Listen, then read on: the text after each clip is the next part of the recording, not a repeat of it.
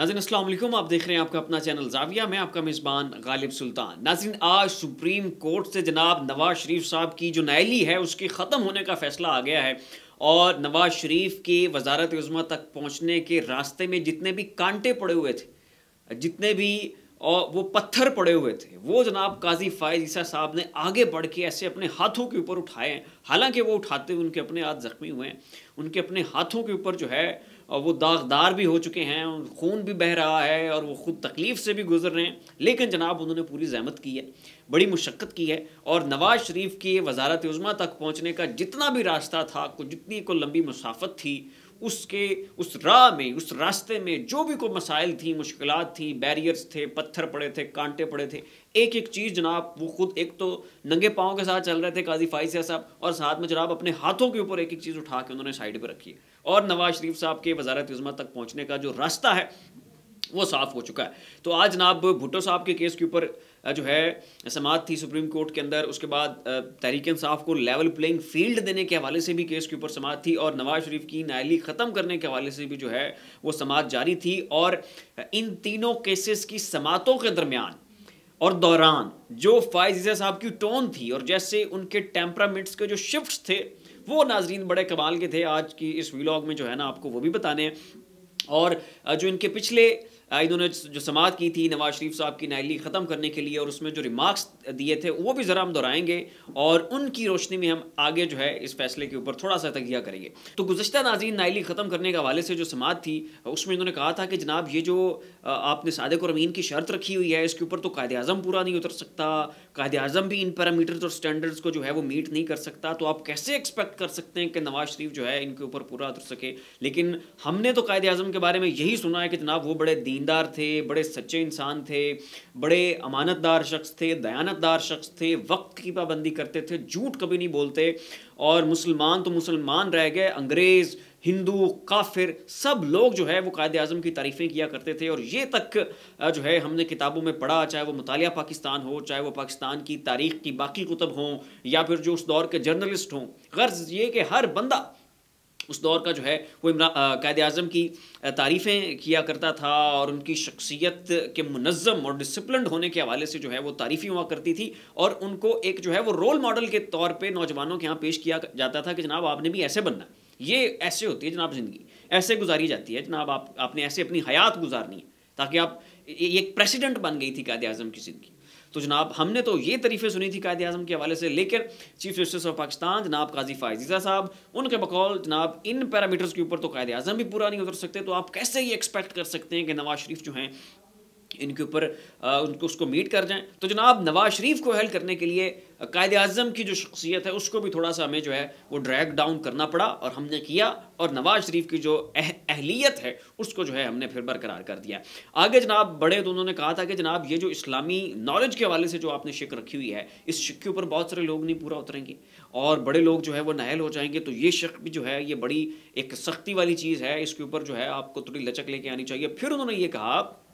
कि जनाब जो तौबा का रास्ता है ये हर शख्स के लिए खुला है। जब कोई शख्स जो है जिस मकाम पे जाके उसको माफ़ी की सूझे, उसे लगे कि मैं गलत हूँ, उसे लगे कि मैंने गलतियाँ मुझसे सरजद हुई हैं और मैं खुदा की बारगाह में जनाब वापस जाना चाहता हूँ, वो तौबा का रास्ता तो खुला है और कुरान में ये चीज़ दर्ज है। तो ये भी कहा जनाब फ़ाइज़ ईसा साहब ने। तो उसके ऊपर फिर बड़े दिलचस्प एक रिमार्क्स तो फ़ाइज़ ईसा साहब ने दिए ना, फिर उसके ऊपर एक कमेंट्री जो है वो सोशल मीडिया सार्फिन ने भी की, वो जर्नलिस्ट ने भी की और वो जनाब तज़ियाकारों ने भी की। और एक बड़ा ज़बरदस्त कॉमेंट जो हुआ फ़ाइज़ ईसा साहब के ऊपर वो ये था कि जनाब अगर ये माफ़ी का रास्ता खुला है तो क्या ये सिर्फ़ और सिर्फ नवाज शरीफ को मिलेगी या कि पाकिस्तान की अदालतों में जो आम कैदी बेचारे वहाँ पर पड़े हुए हैं और उन्होंने कुछ छोटे मोटे गुनाह किए हैं और उनके जुर्म में जो है वो क़ैदों में बंद हैं या 9 मई के लोग जो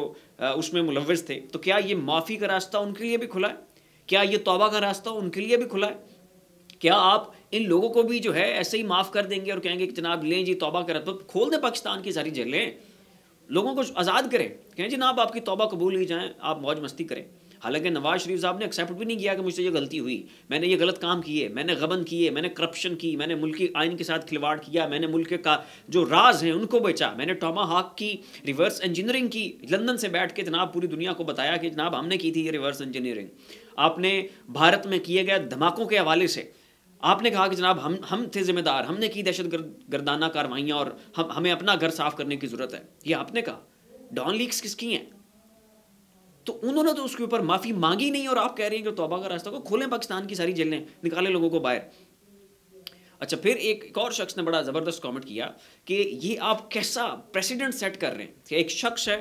वो मुल्क के राज़ों के साथ खेलता है, वो मुल्क के आइन के साथ खिलवाड़ करता है, वो मुल्क का पैसा लूटता है, वो मुल्क के साथ ऐसे रौंदता है मुल्क के आइन को, कानून को, उसकी पासदारी को, उसकी हुर्मत को, और उसके लिए और वो मुल्क के ख़जानों में डाके डालता है, अमीन फील्ड बनाता है, उसके पास किसी चीज़ की कोई वजाहत नहीं है, मनी ट्रेल नहीं है, कैलिबरी फॉन्ट है अलबत्ता उसके पास, और उस शख्स के लिए ऐसे माफ़ी के रास्ते हैं। तो फिर आप ये क्या मिसाल दे रहे हैं आने वाली नस्ल को कि जनाब जो आपका दिल करता है आप करें, जितना आप लताड़ना चाहते हैं मुल्क के आइन को, कानून को, मुल्क की जनाब जमहूरियत को और अदालतों को, और फिर जनाब आप आके माफ़ी ले लें। ये अलबत्ता सबक जो है ये फ़ायज़ा साहब अपनी नई आने वाली नस्लों को दे रहे हैं, और नवाज़ शरीफ को यहाँ पर अहल करने के लिए कानून भी गिराया गया, आइन भी गिराया गया, एक अलग ही किस्म का प्रेसिडेंट भी सेट हुआ, और साथ में जो कायदे आज़म की शख्सियत है उसको भी थोड़ा सा हमें डिग्रेड करना पड़ा ताकि नवाज़ शरीफ साहब जो हैं वो भी अहल हो सकें। तो अगर जनाब आज भुट्टो साहब के नाहक अदालती कत्ल के ऊपर समाअत थी, उसके साथ जो तहरीक इंसाफ को लेवल प्लेइंग फील्ड मिलनी है उसके हवाले से जो है वो समाअत थी, तो जो नाअहली ख़त्म करने की समाअत थी ये भी उन्होंने बड़े धीमेपन और बड़ी मोहब्बत के साथ बैठ के फ़ाइज़ साहब ने सुनी। भुट्टो साहब के केस के ऊपर भी बड़े जनाब आपको कूल नज़र आए, लेकिन जब तहरीक इंसाफ को लेवल प्लेइंग फील्ड देने की बारी आई और उस हवाले से जो है वो केस आगे बढ़ा, तो फिर उनका ब्लड प्रेशर भी शूट हो गया, उनका टेम्परामेंट भी लूज़ हो गया, और वो बार बार लतीफ़ खोसा के ऊपर जो है ना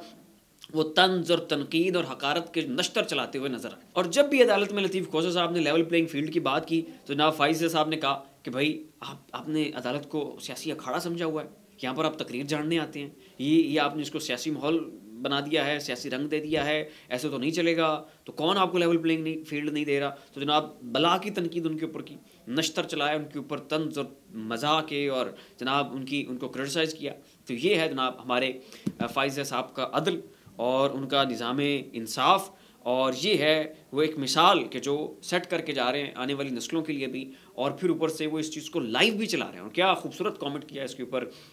हामिद मीर साहब ने। उन्होंने कहा कि जनाब अगर